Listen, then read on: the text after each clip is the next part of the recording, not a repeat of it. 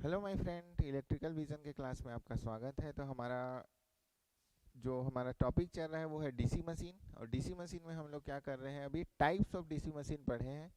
कल हम लोगों ने डिस्कस किया था टाइप्स ऑफ डीसी मशीन, और different type of DC machine के डिफरेंट टाइप ऑफ करेक्टरिस्टिक हम लोग और देखेंगे, but small small characteristic regarding to construction हम लोगों ने देखा। ठीक है, आपको कोई डाउट है उसमें? No doubt, okay. नेक्स्ट, आज हम लोग क्या देखेंगे कि हमने जो कॉन्सेप्ट को बिल्डअप किया है पिछले क्लास में, उस कॉन्सेप्ट को हम कैसे अप्लाई करेंगे।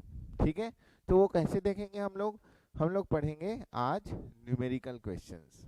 ठीक है, चलो तो मैं चालू करता हूँ, टाइम को हम ज़्यादा वेस्ट नहीं करेंगे। तो ये आपके सामने पहला क्वेश्चन है। तो इस क्वेश्चन को आप पढ़ो, और हम लोग पढ़ते हैं, आप सॉल्व कैलकुलेटर आप निकाल ले रहे हो, आंसर मेरे को आपको बताना है। सॉल्व, गलत कैलकुलेशन आप नहीं करेंगे, भले धीरे बताइए लेकिन आपको आंसर सही बताना है। तो देखो क्या बोल रहे हैं, ए सबसे पहले आपको क्वेश्चन कैसे पढ़ना है वो देखो। क्वेश्चन कैसे पढ़ना है एग्जाम में, ये देखो क्वेश्चन आपको पढ़ना है यहाँ से।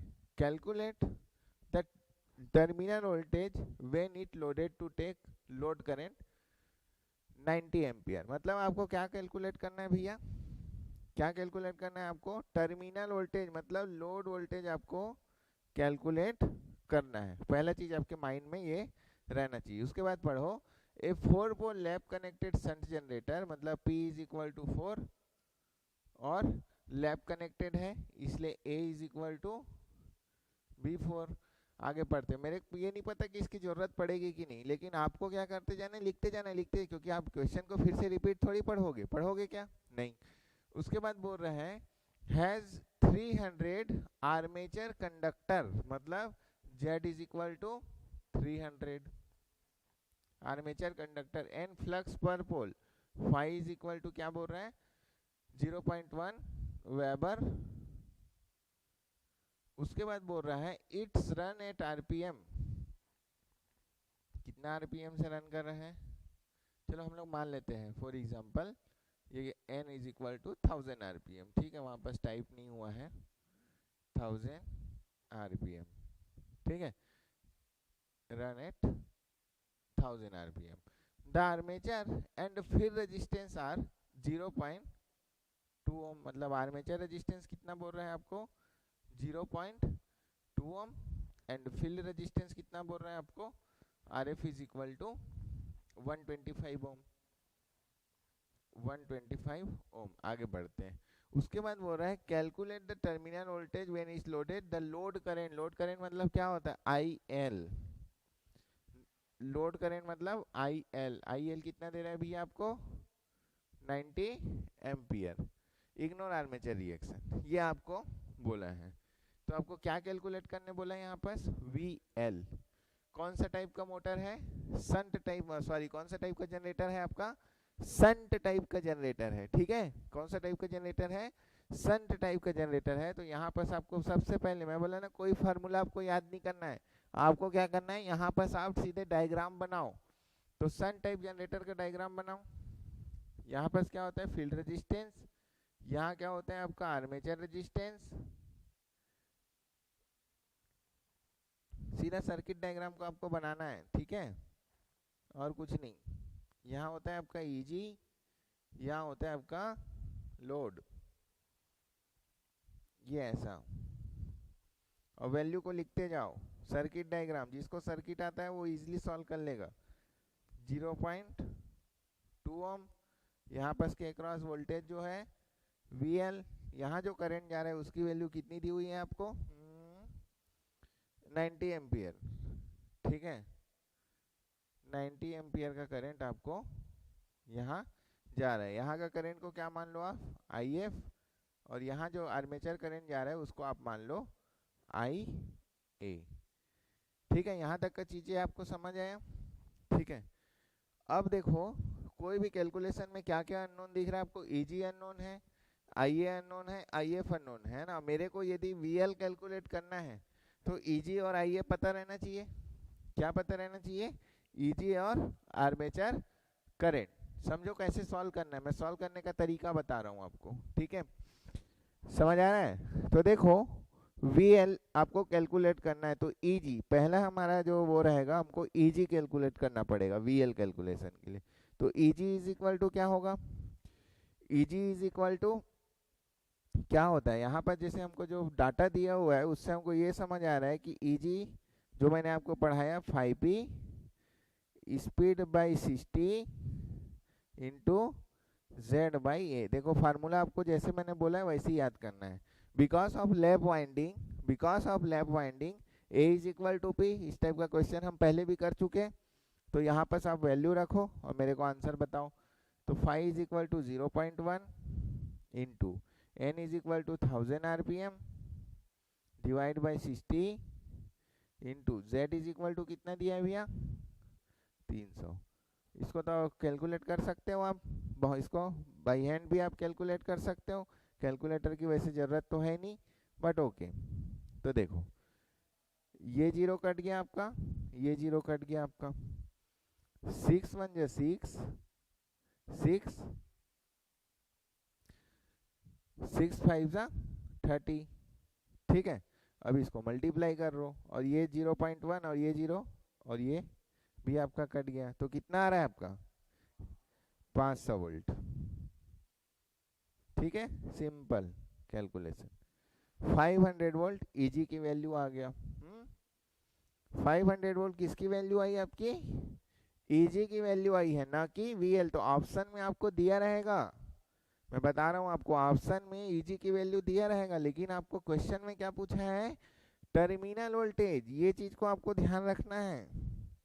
क्या चीज को ध्यान रखना है कि यहाँ पर क्या पूछा है आपको, टर्मिनल वोल्टेज, ठीक है। तो ऑप्शन में यदि 500 वोल्ट दिया रहेगा तो उसको टिक मत मानना, ध्यान रखना कि आपको जो पूछा है वो क्या है, आपका टर्मिनल वोल्टेज है, ठीक है।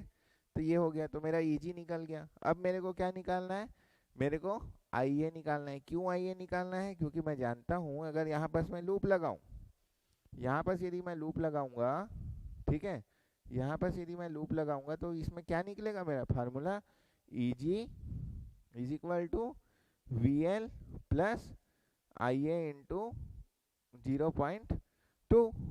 तो ईजी तो पता चल गया, अब अननोन क्या है आपका आई ए। तो आई ए निकालना है अब आपको, ठीक है। तो आई ए नेक्स्ट दूसरा आपको क्या कैलकुलेट करना है, आई ए। तो आई ए कैसे निकालोगे, तो यदि मैं यहाँ पर क्या करूं, केसीएल लगाऊं, इस पॉइंट पे मैं क्या करूंगा, यदि केसीएल लगाऊंगा तो मैं देखूंगा I A is equal to I A plus 90 ampere आता है।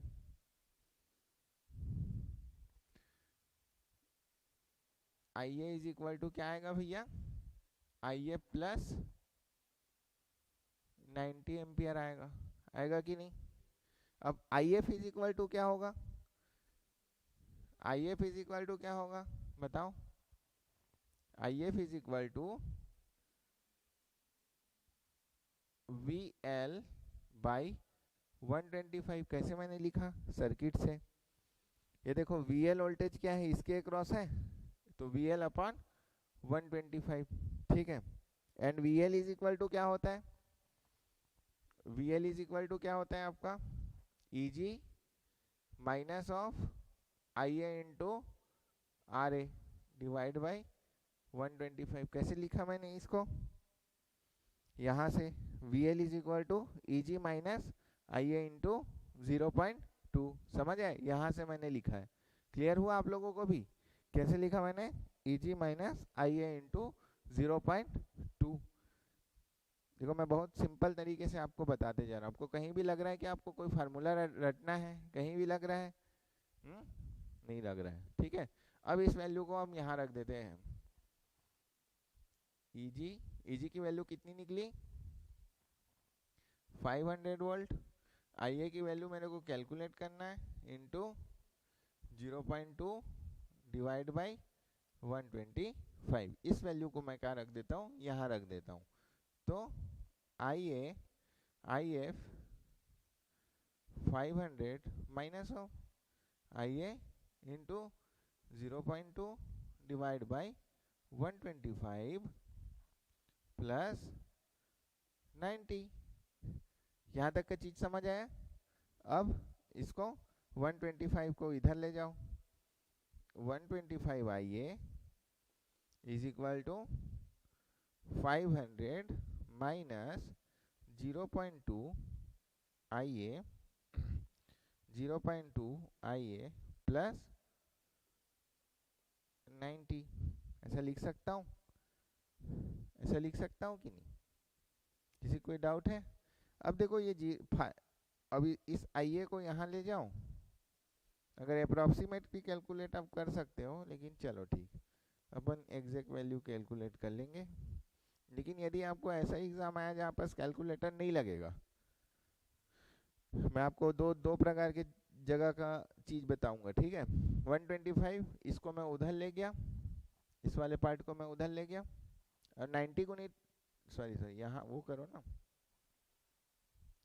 90 इंटू 125 होगा ना ये।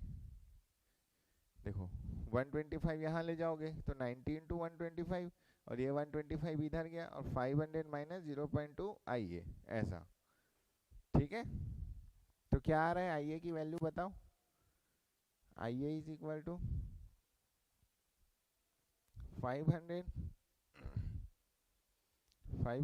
प्लस 90 इंटू 125 डिवाइड बाई 125.2, ठीक है। क्या रहा है आंसर?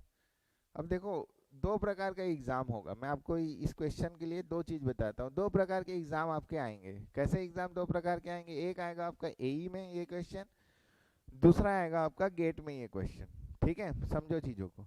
जब गेट में आएगा तो आपको ऐसा निकालना है, लेकिन जब एई में आएगा तो क्या करना, एई में आएगा तो क्या करना, IA is approximate is equal to 90 ampere. IF बहुत कम रहता है लोड करंट के कंपैरिजन में। आईएफ क्या होता है? बहुत कम होता है लोड के कंपैरिजन में, इसलिए armature current is equal to load current आप ले सकते हो। लेकिन यदि यही क्वेश्चन गेट में आया, ठीक है, तो वहाँ पॉइंट पॉइंट का खेल रहता है, ठीक है। तो बिल्कुल वैसा, या सब्जेक्टिव भी आप बनाओगे तो आपको ऐसा बनाना है, अप्रोक्सीमेट आपको नहीं लेना है। ये वाला चीज जो होगा आपको सिर्फ और सिर्फ ये सब एग्जाम में करना है जहाँ पर कैलकुलेटर का यूज नहीं होता। चलो बताओ इसका आंसर क्या है, ये सही सही बताइएगा ध्यान से। 93.84, मतलब हम लोग 94 ले लेते हैं अप्रोक्सीमेट, ठीक है। 93.8 मतलब लगभग 94 के करीब है, इसलिए हम लोग IA is equal to 94 ampere. तो आर्मेचर करंट निकल गया। अब हम ये निकाल सकते हैं VL. VL is equal to क्या निकाले थे पिछले इसमें हम लोग? VL is equal to EG minus IA into 0.2। EG minus IA into RA, 500 minus 94 into 0.2। कितना आ रहा है आंसर दिखाओ, बताओ।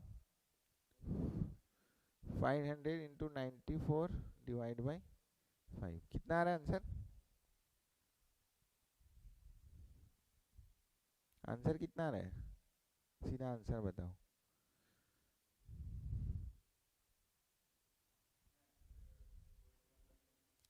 फोर 481.2 मैं लिख रहा हूँ, आप लोग जो आंसर बता रहे हो मैं उसी को लिख रहा हूँ। 500 माइनस 94 इंटू 0.2, ठीक है। तो ये हमारा आंसर हो गया। क्लियर? ये समझ आई है कल क्वेश्चन? ये क्वेश्चन समझ आया कि नहीं? कोई डाउट है? नो, ठीक है। कैलकुलेशन आपका आंसर है और जो कॉन्सेप्ट है वो मेरा है। और यदि, हाँ चलो एक चीज और, यदि मान लो आईए इज इक्वल टू मैं 90 ले लेता तो क्या आंसर आता बता दो वीएल का। आईएल इज इक्वल टू यदि मैं 90 ले लेता, इफ आईएफ इस मच कितना आ रहा है 482 वोल्ट। अब मेरे को बताओ, आप मेरे को देख के बताओ, इस दोनों में कोई अंतर है? पॉइंट का ही अंतर है ना, इसलिए मैंने बोला यहाँ पर। समझ आई ये कॉन्सेप्ट? लेकिन ये पॉइंट का अंतर कहाँ पर गेम खेलता है आपका? गेट के एग्जाम में। ठीक है, गेट के एग्जाम में आपको बिल्कुल भी ऐसा नहीं मानना है जबरदस्ती का। मैं आपको पहले ही बोल देता हूँ, कोई भी बड़े एग्जाम में आप इसको इस तरीके से नहीं मानोगे, गलत है ये सिर्फ और सिर्फ किसके लिए? इस टाइप के एग्जाम के लिए। बाकी आंसर दोनों लगभग सेम है। ठीक, next question number 2। Question number 2 पढ़ो। ए 30 किलोवाट a 30 kilowatt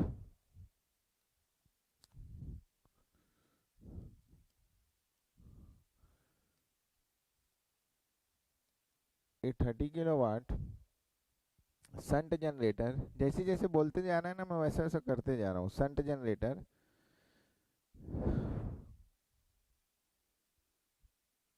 आपका भी ऐसी आदत डालो, आप जैसे जैसे बोलते जा रहे हैं बस आप लिखते जाओ, है ना। एक शंट जनरेटर बना लो ऐसा। चलो आगे बढ़ते हैं। A 40 kilowatt 300 volt DC shunt generator has armature and field resistance of 0.5 ohm and 100 ohm. लिखते जाओ इसको, 0.05 ओम एंड 100 ओम। ठीक है, उसके बाद बोल रहा है calculate the total power develop in armature when it deliver to full load. अब मेरा क्वेश्चन ये है, ये 300 वोल्ट जो देता है, सबसे पहले आपको क्वेश्चन पढ़ने भी आना चाहिए। ये जो 300 वोल्ट आपको दिया है ये कौन सा वोल्टेज है? चलो मैं आपसे पूछ रहा हूँ, क्या ये 300 वोल्ट ईजी है, या क्या ये 300 वोल्ट आपका वीएल है? देखो क्वेश्चन तो आपको बनाना ही है, लेकिन यदि आप इसका सॉल्यूशन देखोगे तो आपको नहीं समझ आएगा, आप उतना सोच नहीं पाओगे। मेरा क्वेश्चन है, ये जो 300 वोल्ट दिया है वो क्या है? यहाँ पर मैंने गलत लिख दिया। चलो ये बताओ मेरे को, ये 300 वोल्ट ईजी है कि ये 300 वोल्ट वीएल है? जल्दी बताओ। गलत, यहीं पर मिस्टेक आप करोगे। ये नहीं, ऐसा लिखना अपने कॉपी में, ऐसा लिखो, ऐसा काटो इसको कि ये गलत है, इसको ऐसा काटना है आपको। तब आप जब रिवीजन करोगे तब आपको याद आएगा कि हाँ ऐसा नहीं लेना है।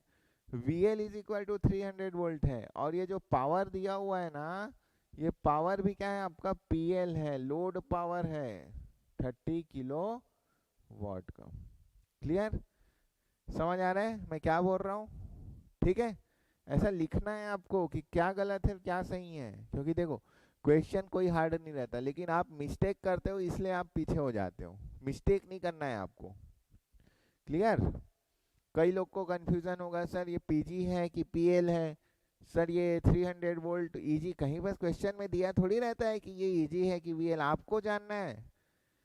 यदि आप प्रैक्टिकल एनालिसिस किए हो तो नेम प्लेट रेटिंग में क्या दिया रहता है? ईजी ईजी क्या है? नो लोड वोल्टेज थोड़ी दिया रहता है, हमेशा फुल लोड वोल्टेज दिया रहता है। क्लियर?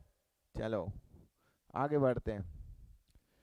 अब हम लोग इससे ये जो भी डाटा दिया रहता है फुल लोड है, फुल लोड है ना। ठीक है, इसलिए यहाँ पर दिया है कि when it deliver to full load, when it deliver to half load, तो क्या होता? 30/2 15 किलो वोल्ट। समझो क्वेश्चन के उसको, समझो कॉन्सेप्ट को। When it delivers to half load बोलता तो क्या करते हैं आप? 30 किलो वाट को डिवाइड बाई 2 कर देते हैं। क्लियर? समझ आ रहा है कि नहीं? अगर when it deliver to 2/3 load तो 2/3 into 30, when it deliver to 75% load मतलब 0.75 इंटू 30। कॉन्सेप्ट को समझो, क्वेश्चन कैसे पढ़ना है उसको समझो। When it deliver to full load इसका मतलब क्या है? आप इसमें वन फुल लोड मतलब 30 किलोवाट आपका फुल लोड है। क्लियर? इसलिए मैंने PL is equal to 30 kilowatt लिखा। कॉन्सेप्ट क्लियर हुआ कि नहीं पहले बताओ क्वेश्चन को पढ़ के। क्वेश्चन में क्या मिस्टेक कर सकते थे वो मैंने आपको पढ़ाया। क्लियर हुआ कॉन्सेप्ट? ठीक है, तो मेरे को क्या दिया हुआ है, PL is equal to 30 watt full at full load 30 kilowatt and VL is equal to 300 volt. तो यहाँ लिख दो 300 वोल्ट। अब मेरे को बताओ IF करंट कितना होगा, 3 एम्पियर होगा। IF is equal to 3 ampere होगा। 300 बाई 300 वोल्ट अपॉन 100 मैं लिख भी देता हूँ, जिसको नहीं समझ आ रहा होगा। कैसे लिखा मैंने, 300 volt divide by 100। Circuit simple basic circuit. Clear? उसके बाद आपको जो दिख रहा है आप निकालते जाओ। क्या मैं यहाँ से IL निकाल सकता हूँ? IL कैसे निकालूंगा, VL into IL is equal to PL। मैंने पढ़ाया था इसको, ठीक है। पावर तो VL की वैल्यू कितनी है, 300 है, तो IL इज इक्वल टू क्या लिखूंगा मैं, PL divide by VL। PL की वैल्यू कितनी है, 30 किलोवाट, तो किलोवाट को 10 टू पावर 3 लिखो या 1000 लिखो, डिवाइड बाई VL की वैल्यू कितनी है, 300। यहाँ तक का कोई डाउट है? समझते जाओ समझते जाओ, इसमें कोई कैलकुलेटर की जरूरत नहीं है। ये 3 1 जा 3 10 जा 30, तो कितना आ रहा है IL, बताओ कितना आ रहा है, 100 एम्पियर। जब IL 100 आ रहा है तो लिखो यहाँ बस IL इज इक्वल टू 100।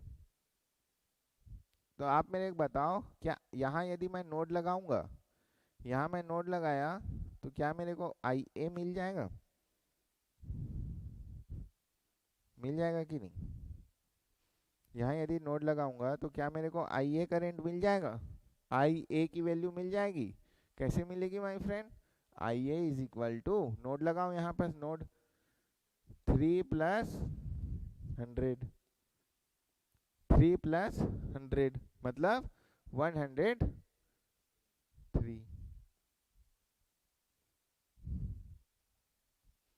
अब यहाँ पर क्या पूछा है, calculate the total power develop, total power develop in armature मतलब PG।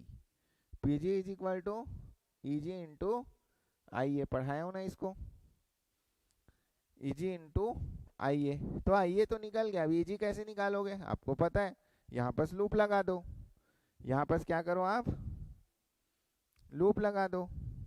तो लूप लगाओगे तो कैसे होगा आपका, क्या क्या आएगा, EG is equal to VL plus IA into RA। VL की वैल्यू कितनी है, 300 वोल्ट, IA की वैल्यू कितनी है, 103, RA की वैल्यू कितनी है, RA की वैल्यू 0.05। सिंपल। कितना आ रहा है बताओ आंसर,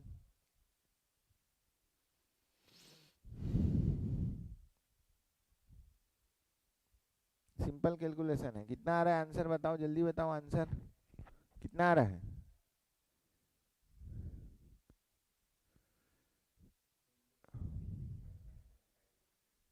305.15 वोल्ट। देखो कैलकुलेशन आप कर रहे हो, मुझे नहीं पता, ठीक है।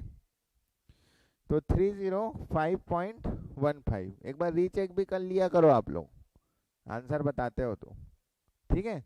तो ये हमारा क्या आया, हमारा वोल्टेज आया, ठीक है कि नहीं, रीचेक किए हो आप लोग, ठीक है। तो 305.15 वोल्ट आपका आंसर आया। क्लियर? अब आप देखो, EG निकल गया, IA निकल गया, तो यहाँ PG निकाल सकता हूँ कि नहीं, तो PG is equal to generated power is equal to 305.15 into IA कितना निकला है भैया, IA 103। बताओ कितना आंसर आ रहा है, किलोवाट में बताना। PG इज इक्वल टू कितना किलोवाट आ रहा है आंसर, क्या किया मैंने, EG कितना 305.15, IA is equal to 103 ampere निकाला है हमने। कितना आ रहा है आंसर,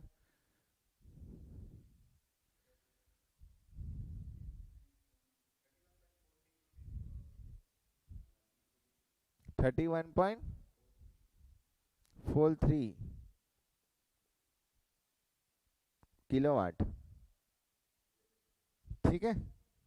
इसका मतलब ये है कि 1.43 किलोवाट किस में चलेगा, आपका लॉस चलेगा। समझ आ रहा है? अगर आपको लॉस पूछेगा तो क्या करोगे आप? लॉस पूछेगा तो क्या करोगे? कितना लॉस हुआ, total loss, total power loss is, अगर इसी क्वेश्चन को थोड़ा और बढ़ा दे और टोटल पावर लॉस पूछ देता, तो total power loss is equal to PG minus P load. कितना आ रहा है? 1.43 किलोवाट हमारा पावर क्या हो गया? लॉस हो गया। सिंपल। ये पावर ऐसी निकालना है, total power loss.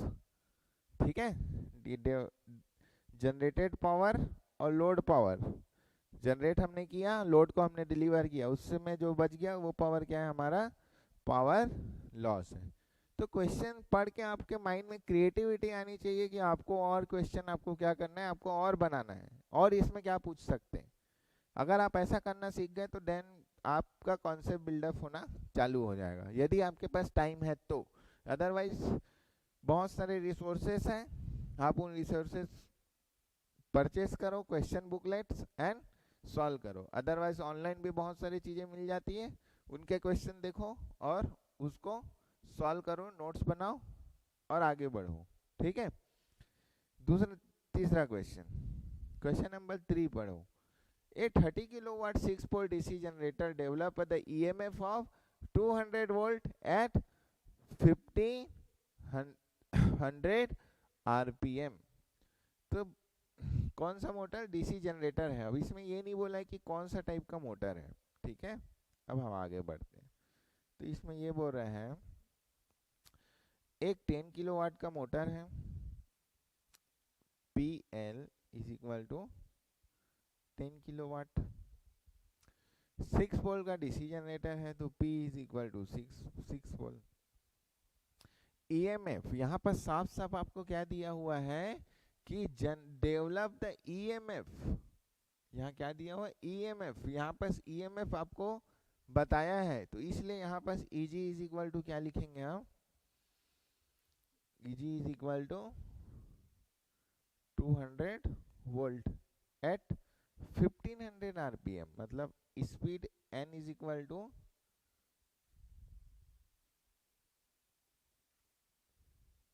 1500 RPM। The armature has lap connected winding, इसका मतलब क्या है? A is equal to P। ठीक है, lap connected winding, the average flux density over a pole pitch is 0.9 tesla, मतलब फ्लक्स डेंसिटी की वैल्यू दी हुई है आपको B average. B average is equal to 0.9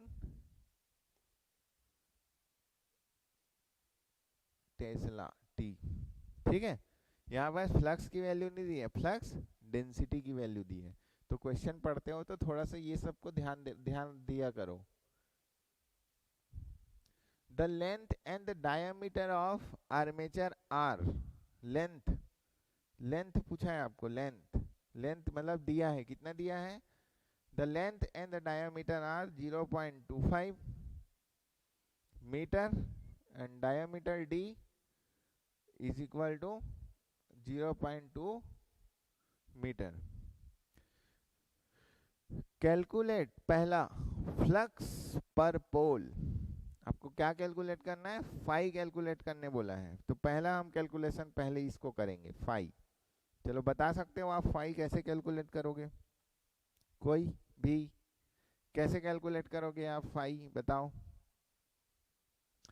flux is equal to क्या होता है? फ्लक्स इज इक्वल टू होता है, ध्यान से समझो, फ्लक्स इज इक्वल टू क्या होता है? फ्लक्स इज इक्वल होता है फ्लक्स डेंसिटी इनटू,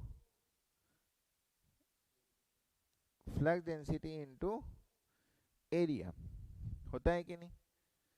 क्या होता है? Flux density into area. Flux density पता है, एवरेज फ्लक्स डेंसिटी 0.9, एरिया निकालना है। समझ आ रहा है कि नहीं? एरिया निकालना है। एरिया के लिए क्या करोगे आप? एरिया के लिए क्या करोगे? अब आप बताओ आर्मेचर का एरिया कैसे निकालोगे? ये आर्मेचर है भैया, ये आर्मेचर है, इस आर्मेचर का लेंथ दिया हुआ है, कितना दिया हुआ है? 0.25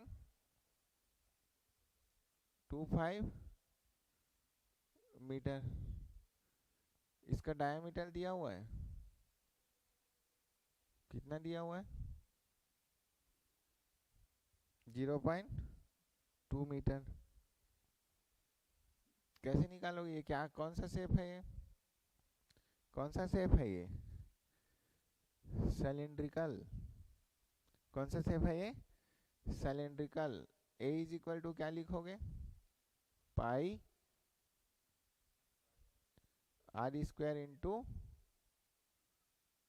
एच, ऐसे लिखोगे? क्या आता है? 2 pi r square into h आता है क्या? हाँ,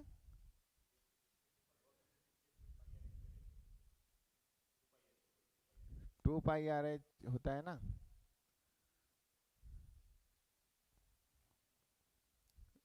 2 pi r square into h, ऐसे होता है ना? होता है कि नहीं? ठीक है ना? तो एच क्या है यहाँ पास? ये है एल। ये सिलेंड्रिकल है, हाइट सिलेंड्रिकल की हाइट कितनी है? एल। और पाई को स्क्वायर को क्या कर सकता हूँ मैं? पाई इंटू आर को क्या लिख सकता हूँ मैं? D by 2। एक बार इसका मेरे को बताओ तो ये सही है कि नहीं? मेरे को थोड़ा सा स्किप हो रहा है माइंड से, उसके बाद मैं आगे बढ़ूंगा। एक बार देख के बताओ तो क्या हो रहा है। ठीक है, क्या है बताओ ना, जल्दी फास्ट बताओ, फास्ट। ठीक है, मेरे को लगता है कि कोई बता ही नहीं रहा है आंसर, क्या होगा? नहीं पता आप लोग को भी? एक मिनट मैं बता रहा हूँ। 2 पाई, ये देखो देखो देखो, ठीक ठीक ठीक, ये गलती मैं कर दिया था। Okay okay, sorry sorry sorry, my mistake. देखो क्या गलती मैं कर दिया, मैं इसको कैसे मेजर किया, देखो यहाँ पास आर स्क्वायर मैंने लिख दिया है। आर स्क्वायर थोड़ी ना होगा, अगर आर स्क्वायर इंटू एच करूंगा तब तो ये तो मीटर क्यूब हो गया, वॉल्यूम हो जाएगा। समझ आया ना? इसलिए मैं सोच रहा था कुछ क्या मिस्टेक हो रहा है। अब समझ आया, ये आर स्क्वायर ना, यहाँ पास ये आर स्क्वायर नहीं रहेगा, ठीक है? ये आर स्क्वायर नहीं रहेगा, आर एच होता है। ठीक, ये वही मैं सोच रहा था क्या मिस्टेक कर दिया। अब क्या कई बार स्किप हो जाता है ना माइंड से। तो 2 पाई आर एच, क्लियर? अब आप देखो माय फ्रेंड, देखो मतलब आप लोग भी जैसे है ना कि मतलब उसमें थोड़ा सोचा करो, लॉजिक लगाया करो, ठीक है? थोड़ा आंसर दिया करो, तब ज़्यादा मेरे को भी मोटिवेशन मिलेगा, और आप लोग भी थोड़ा आंसर दिया करो, ठीक है? तो 2 पाई आर एच, ये हो गया मेरा टोटल एरिया। क्या होगा ये मेरा? Total area. ये वाला को ध्यान से समझो, आपको कोई बुक बुक नहीं समझाएगा ये सब चीज़ों को, पहले ही बता रहा हूँ मैं। टोटल एरिया, तो अब लिखो इसमें 2 pi r is equal to क्या लिख सकता हूँ मैं? Diameter d, d divide by 2, h is equal to l, ऐसा लिख सकता हूँ। लिख सकता हूँ कि नहीं? समझ आ रहा है कि नहीं आप लोग? आपको समझ आ रहा है क्या किया मैंने? R is equal to d by 2, h is equal to l कैसे लिखा है? क्यों लिखा लेंथ ऑफ आर्मेचर? क्यों लिखा?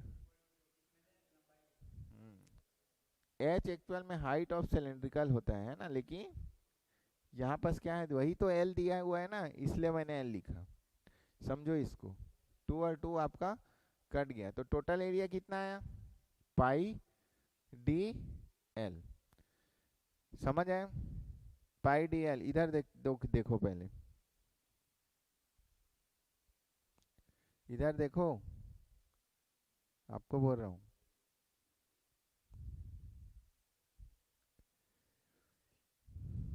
क्या होगा बताओ? पर्पल एरिया बताओ, आप बताओ, पर्पल एरिया बताओ आप, पर्पल एरिया बताओ ना, इसका क्या होगा? पर पोल फ्लक्स निकालना है ना, आप बताओ चलो क्या होगा?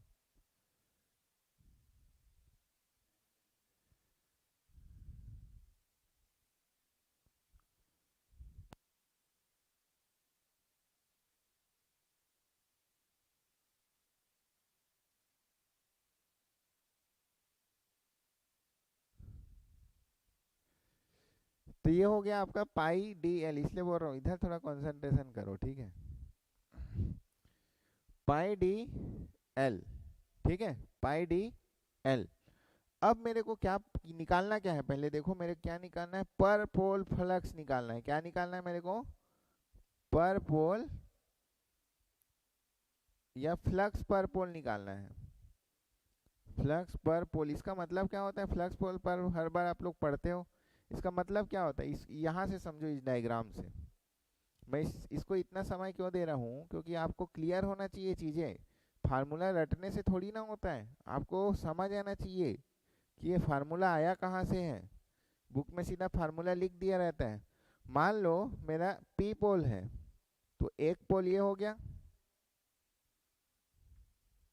ये हो गया एक पोल, ये घेरा, दूसरा पोल, ये घेरा, दो पोल मशीन है, ठीक है। तो दो पोल मशीन है, तो एक पोल, ये पूरा हाफ ऑफ द एरिया किसका हो गया, आपका एन पोल का हो गया, हुआ कि नहीं। और हाफ ऑफ द एरिया आपका ये किसका हो गया, एस पोल का हुआ, यदि दो पोल मशीन है। और यदि पी पोल मशीन है तो ये टोटल एरिया को पी पोल में डिवाइड करना पड़ेगा।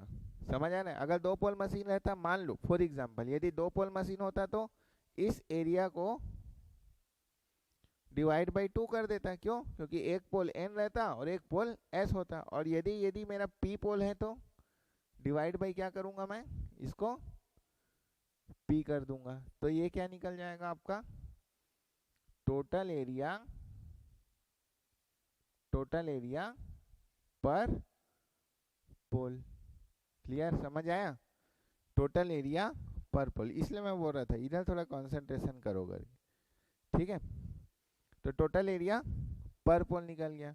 तो फ्लक्स निकाल सकता हूँ कि नहीं, मेन इस क्वेश्चन में फ्लक्स ही निकालना है और कुछ नहीं निकालना है।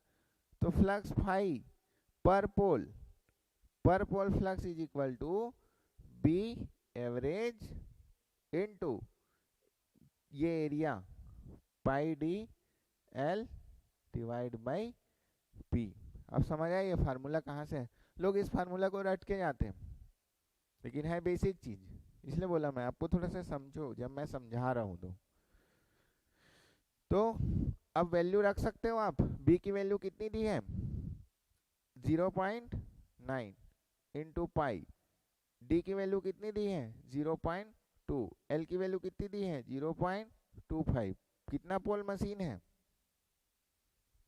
कितना पोल मशीन है, P is equal to 6 pole machine है। अब बताओ मेरे को फ्लक्स का आंसर कितना है। देखो यही क्वेश्चन आपको पूछ देगा एक छोटा सा, है ना, यही क्वेश्चन पूछ देगा, लेकिन दिमाग लगाना भी तो आना चाहिए। सर बताओ कितना है answer,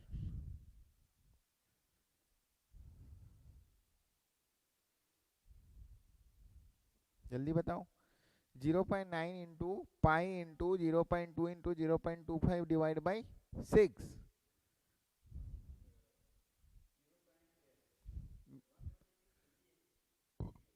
176 milli weber, weber.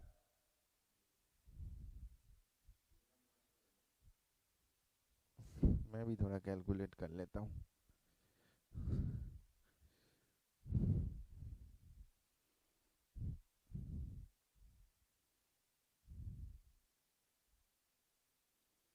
Zero point nine into pi into 0.2 into 0.25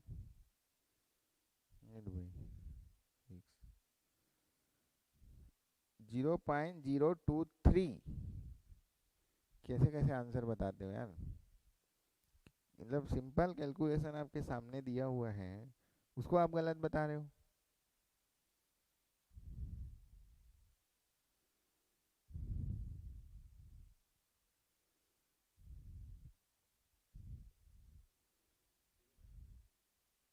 zero point zero two three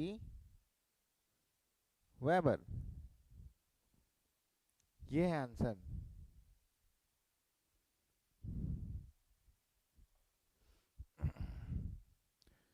पिछला क्वेश्चन का आंसर तो सही दिया हो ना आप लोग चलो 0.023 वेबर, क्लियर। ये आएगा आपका आंसर पर पोल। कल से कैलकुलेटर मैं लाऊंगा। ये हो गया। दूसरा है आपका the number of active conductor in armature, मतलब आपको क्या पूछ रहा है, नेक्स्ट क्वेश्चन आपको पूछ रहा है what is the value of Z. Z की वैल्यू आप कैसे निकालोगे, ये आपके पास डाटा है, इस डाटा को देख के बताओ आप जेड की वैल्यू कैसे निकालोगे। जेड की वैल्यू आप कैसे निकालोगे, इस डाटा को देख के बताओ। इस डाटा को देख के बताओ आप जेड की वैल्यू कैसे निकालोगे। क्या आपको पता है कि Eg इज इक्वल टू कुछ फार्मूला होता है। क्या आपको पता है Eg इज इक्वल टू कुछ फार्मूला होता है। क्या फार्मूला होता है Eg is equal to, Eg is equal to मैंने आपको पढ़ाया है phi into P N by 60 into Z by A, ऐसे याद रखो क्योंकि ये लैप वाइंडिंग है, इसलिए फाई पी और ए कट जाएगा, इसको मैं बार बार नहीं समझाऊंगा। एन इंटू 60 इंटू जेड, तो यही तो निकालना है हमको, बाकी तो हमको पता है डाटा, ठीक है। तो Eg into 60 divide by phi into N is equal to Z.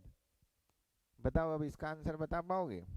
Eg की वैल्यू कितनी दी हुई है, Eg की वैल्यू कितनी है 200 और 1500 आरपीएम, लैप वाइंडिंग है। 200 इंटू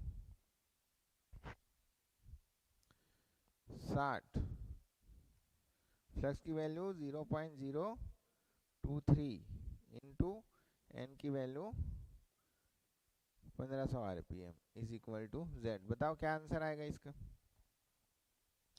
सही बताना लेकिन।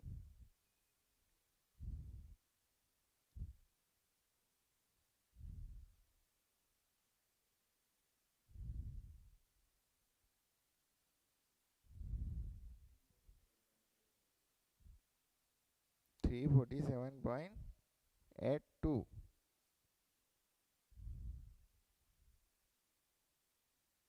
347.82 मतलब 348 कंडक्टर। कंडक्टर कोई पॉइंट में तो नहीं रह पाएगा है ना, इसलिए 348 कंडक्टर इसका आंसर है। समझ आया, 348 कंडक्टर। नेक्स्ट है देखो, नेक्स्ट क्या पूछा है, नेक्स्ट आपको पूछा है एक्टिव कंडक्टर हो गया।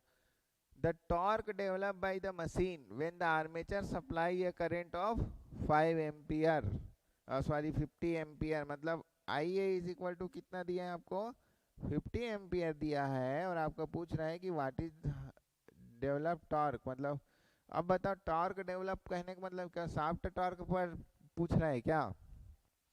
ध्यान से समझो, शाफ्ट टॉर्क अलग होगा, शाफ्ट मतलब वो प्राइम मूवर का टॉर्क है, उसको हम डेवलप थोड़ी हो रहा है, उसके अगेंस्ट इलेक्ट्रोमैग्नेटिक टॉर्क आपका डेवलप हो रहा है। समझ आया, तो इलेक्ट्रोमैग्नेटिक टॉर्क है ये जो क्वेश्चन पूछ रहा है, वो कौन सा टॉर्क डेवलप होता है आपका, इलेक्ट्रोमैग्नेटिक टॉर्क, ये आपको बताना है। तो what is the value of electromagnetic torque, तो मैंने बताया था ना, टॉर्क इज इक्वल टू क्या होगा, यहाँ लिख देता हूँ, टॉर्क इज इक्वल टू मैंने बताया था ना, पीजी इज इक्वल टू क्या होता है, torque electromagnetic into speed in omega.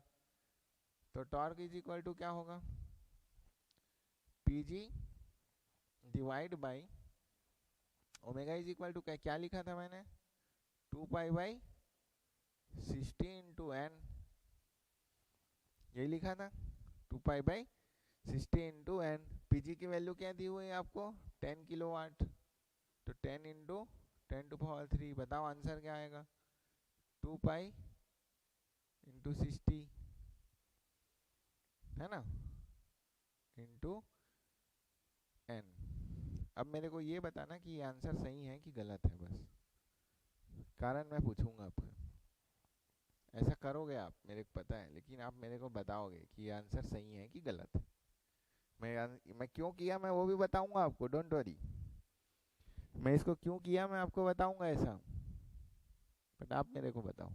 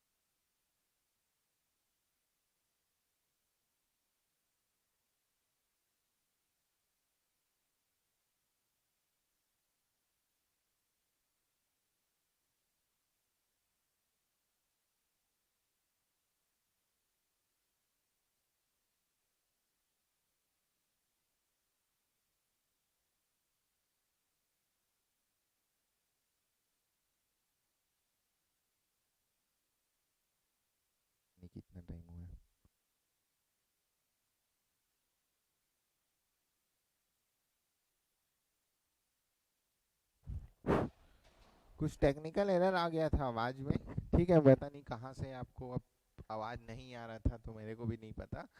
चलो मैं एक बार फिर समझा देता हूँ, मेरे को नहीं पता आप कहाँ से नहीं सुन पा रहे थे। मैं ये बोल रहा हूँ कि ब्रश ड्रॉप जो है, ठीक है, ब्रश ड्रॉप को आपको कंसीडर करना है, ठीक है। अब आप सुन लिए हो कि नहीं सुने हो मेरे को नहीं पता, बट अभी फिर से सुन लो कि ये वाला जो चीज़ है वो गलत है, क्योंकि हमने ब्रश ड्रॉप को कंसीडर नहीं किया। ब्रश ड्रॉप जब भी आपकी उसमें आएगा तो आपको क्या करना है, इस तरीके का सर्किट मैं बना के दिखाया हूँ, लेकिन ये जो फार्मूला है कि 2 गुना ब्रश ड्रॉप आपको करना है। यहाँ पर हम लोगों ने क्या किया, केवीएल लगाया, ये ब्रश ड्रॉप, एक ब्रश ड्रॉप, ये आर्मेचर है। आर्मेचर को कनेक्ट करने के लिए 2 ब्रश हमको लगेंगे, एक ब्रश यहाँ, एक ब्रश यहाँ, ठीक है। इसलिए हम लोगों ने क्या किया, Eg -1 -31.02 -250 -1, क्यों, क्योंकि ये खाएगा, इसलिए मैंने इसको प्लस माइनस, ब्रश डिलीवर तो नहीं करता वोल्टेज, प्लस खाता है, ड्रॉप होता है, तो ये मैंने लगाया, तो ये फार्मूला मेरा डेवलप हुआ। Eg is equal to VL plus IA into RA plus 2 into brush drop per brush, और इसको मैंने निकाला 258.2। तो आपके ऑप्शन में क्या होगा, आपको ये भी ऑप्शन दिया रहेगा और आपको ये भी ऑप्शन दिया होगा, ठीक है। तो आपको दोनों ऑप्शन आपके पास रहेंगे, तो कई लोग इसको टिक मान लेंगे। तो यदि हम ब्रश ड्रॉप को नेग्लेक्ट करेंगे तब ये फार्मूला करेक्ट है, we neglect the brush drop, और यहाँ पर क्या है, we consider the brush drop, we consider brush drop, ठीक है। तो यहाँ तक का एग्जामिनर जाता है। इसके ज़्यादा ऑल लेवल एग्जामिनर को जाना रहेगा ना, तो वो क्या करेगा बताऊं, मतलब मुझे नहीं लगता कि आज तक एग्जाम मैंने कहीं देखा है, बट यदि आपको और ज़्यादा लेवल में हो जाएगा तो वो क्या करेगा, वो कंपनसेटिंग वाइंडिंग का ड्रॉप डाल देगा, और ज़्यादा जज क्या कर सकता है, वो इंटरपोल का ड्रॉप डाल देगा। अब आपके माइंड में यदि आप पढ़े नहीं होगे तो नहीं आ रहा होगा, बट इम्प्रूविंग ऑफ कम्यूटेशन जब मैं आपको पढ़ाऊंगा तो वहाँ पर क्या होगा, आपका ब्रश ड्रॉप आएगा because of sorry voltage drop आएगा बिकॉज ऑफ कंपनसेटिंग वाइंडिंग, और आपका क्या आएगा, बिकॉज ऑफ इंटरपोल, ठीक है। ये आपको दे सकता है, बट मुझे नहीं लगता कि इससे ज़्यादा आपको पूछेगा, इसलिए मैंने जो भी कैलकुलेशन किया वो फॉर द ब्रश ड्रॉप मैंने आपके लिए किया है। क्लियर, कोई भी डाउट हो तो बताओ जल्दी। आवाज़ पता नहीं क्यों नहीं आ रहा था, ठीक है। तो माय फ्रेंड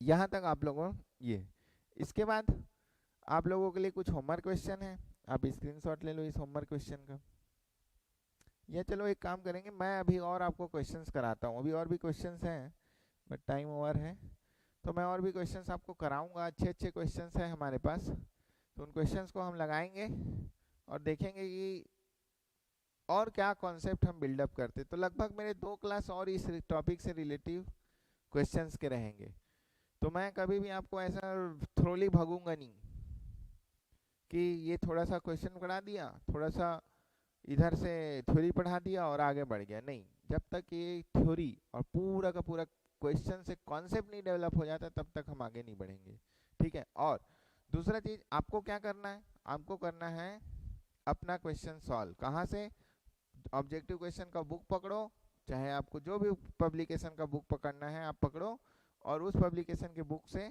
आप सॉल्व करो ऑब्जेक्टिव क्वेश्चन। डेफिनेटली आपका हर एक ऑब्जेक्टिव क्वेश्चन बनेगा ही बनेगा यदि आप मेरी पूरी क्लास को देख रहे हो तो, ठीक है। मेरे माइंड में सभी ऑब्जेक्टिव क्वेश्चन है, बट यहाँ मैं वो कराता हूँ जो उससे आपके कॉन्सेप्ट बिल्डअप हो, ठीक है।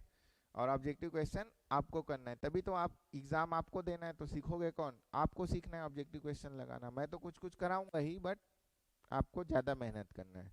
तो आज के लिए माय फ्रेंड इतना ही, जय हिंद जय भारत।